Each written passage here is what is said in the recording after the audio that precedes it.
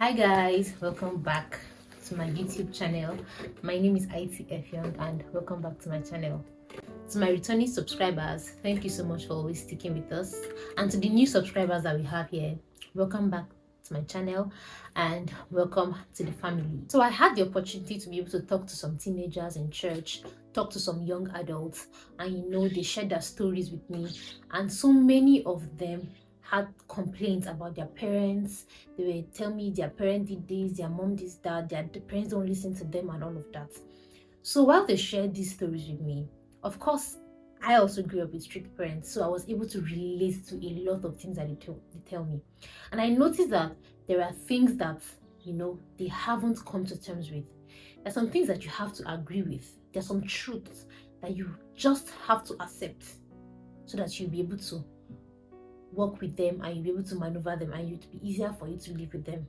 And when you know somebody and when you take that person for who they are, not what you want them to be, it's easier for you to be able to, maneuver them. It's easier for you to be able to work with them, and it's easier for you to be able to go through with them.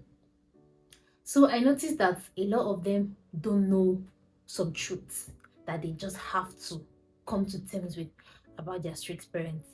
So coming from someone that grew up with strict parents, coming from someone that grew up in a strict home, I'm going to be sharing with you 5 truths that you have to come to terms with, 5 truths that you have to acknowledge as a person growing up with strict parents, so that it will help you to be able to walk through with them or maneuver them easily. Otherwise, you are just going to be having so many issues with your parents that you are not even supposed to have, issues that ordinarily wouldn't have been a problem, but you would have had a lot of issues with them.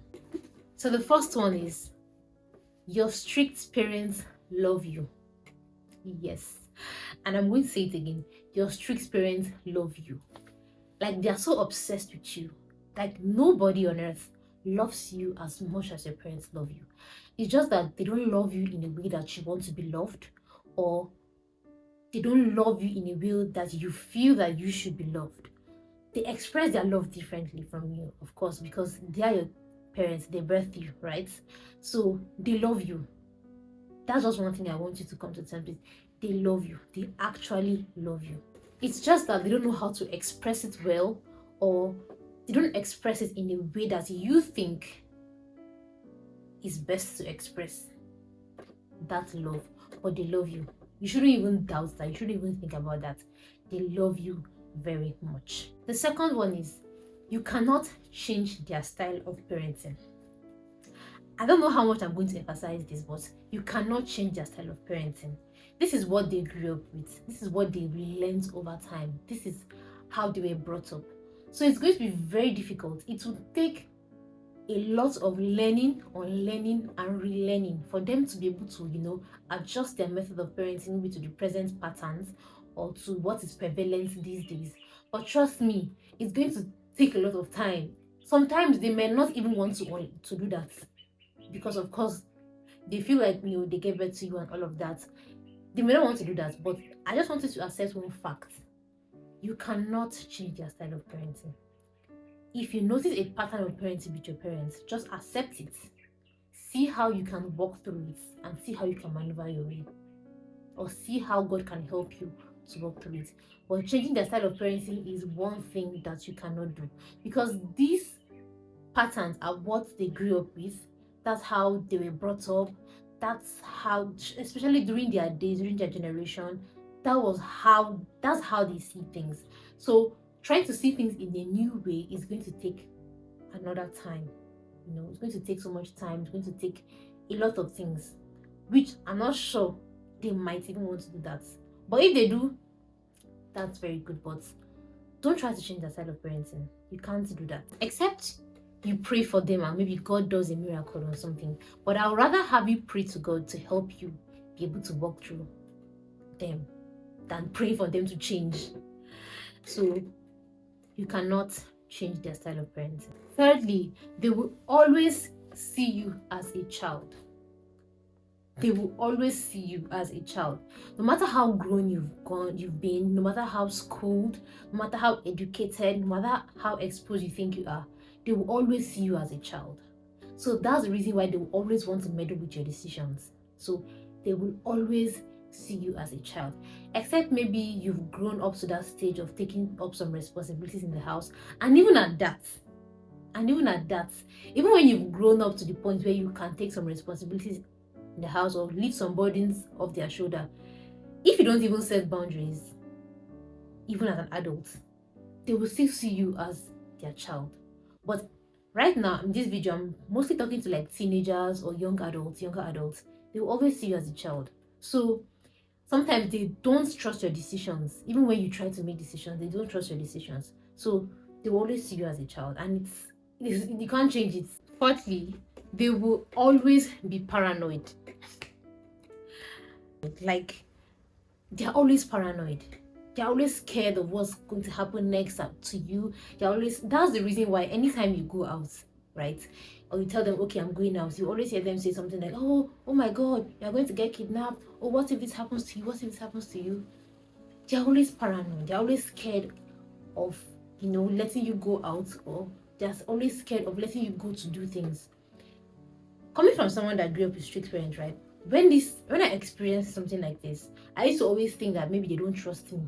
Maybe they will think, okay, instead of going to where I'm supposed to go, I'll go somewhere else. Or maybe, even it got so bad that even when I would tell them sometimes, okay, I'm going to church, I'm going for evening service, they'll be like, no, they won't let me go for even church service, because I don't know, they're always afraid of one thing or the other. I used to always think it was an issue of trust. They don't trust me, but it is not. It's not even an issue of trust, and it's not even your fault. They're just paranoid. They're just afraid of the next thing that might happen to you, or they're afraid of, I don't just know, but that is you just have to come to terms with that about them. They will always be paranoid.